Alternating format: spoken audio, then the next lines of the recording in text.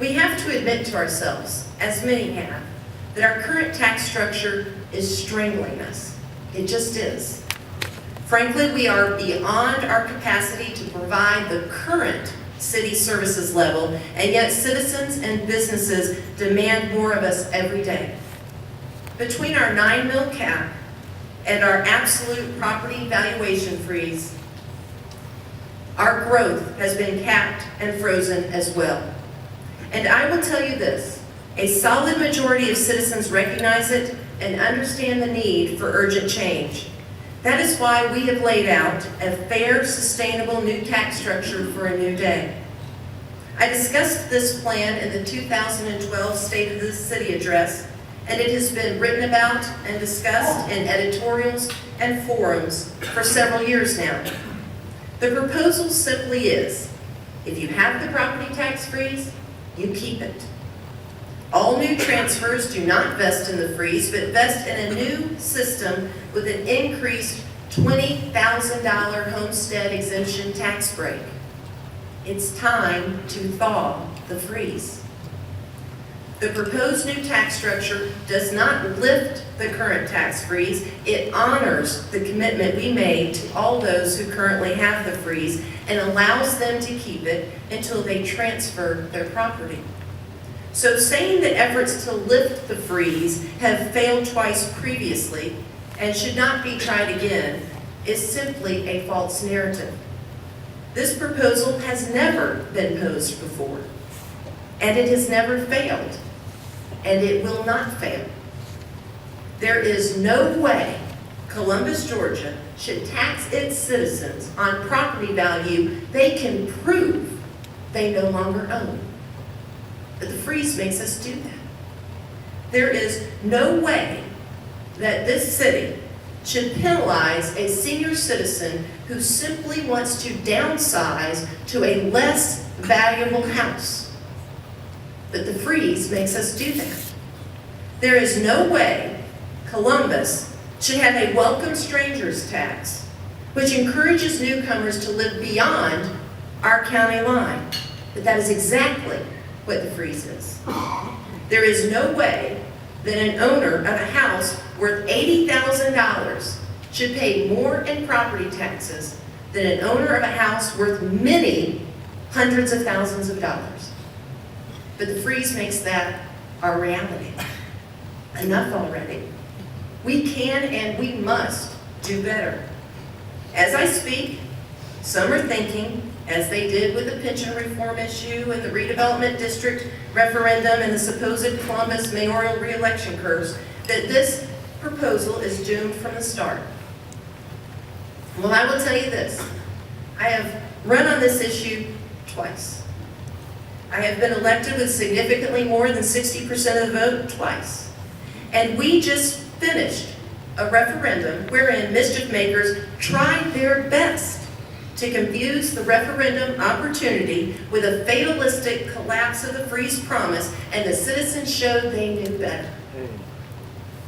Columbusites chose opportunity over fear and misinformation because we, the civic leaders from all walks, bound together and would not let fear and misinformation control our future. The citizens joined with us by a factor of near 60%. What I propose today is viable and will indeed pass, and pass comfortably. There is a new day, a new era in Columbus politics, and the past is not prologue. I invite you to get on this train of the future with me, and let's get this right. I'm going to ask that the proposal to adopt a new property tax system be placed on the November 2016 general election ballot. This effort starts with our city council, who must request it of our state legislative delegation, and then we must have the support of our delegation to get it on the ballot. And so let me be specific about what each of you must do. You must begin now to have conversations with each of the city councilors and members of our state delegation, asking them to support putting this proposed solution on the 2016 ballot. They do not have to campaign for it. The issue and the opportunity will carry itself, just like the redevelopment district referendum did. but pledge to them that you will aid in providing them the political cover they deserve to take this bold step. Tell them you will carry the mantle of speaking to your relatives, neighbors, co-workers, and friends about this issue to garner their support. We have to implore our elected officials to do what they have always done year in, year out, and that's put Columbus first. We have to implore them to give us the opportunity to reap the benefit of our growth, because right now, under our current property tax system, our growth is nearly breaking us. I believe that if they know you want it, that you will help see it through, they will be there, as they always have, to move this city forward. Of our city councilors and our delegation, I ask only that you keep open minds and hearts to this ballot request over the next several months as we hear from citizens. Anti-tax groups will be organized against the effort under the misguided suggestion that the tax freeze is good policy because it smothers government, and that's what we need, smothered government. I'm sorry, but I don't understand that reasoning. Prosperity has been directly related to highly effective government and superior services in too many studies to suggest that unduly limiting your local government is somehow in the community's best interest. And others simply may be unmoved by our urgings, and that's fine. I respect that. But we cannot let their recalcitrance to accept a solution to the weight around our community's neck cripple the future of this city. Going forward, this proposal liberates us from an outdated tax system, the purpose and functionality of which has long passed. This proposed tax structure has been studied by many, and it is lawful, fair, and an effective solution to the pressing problem we face.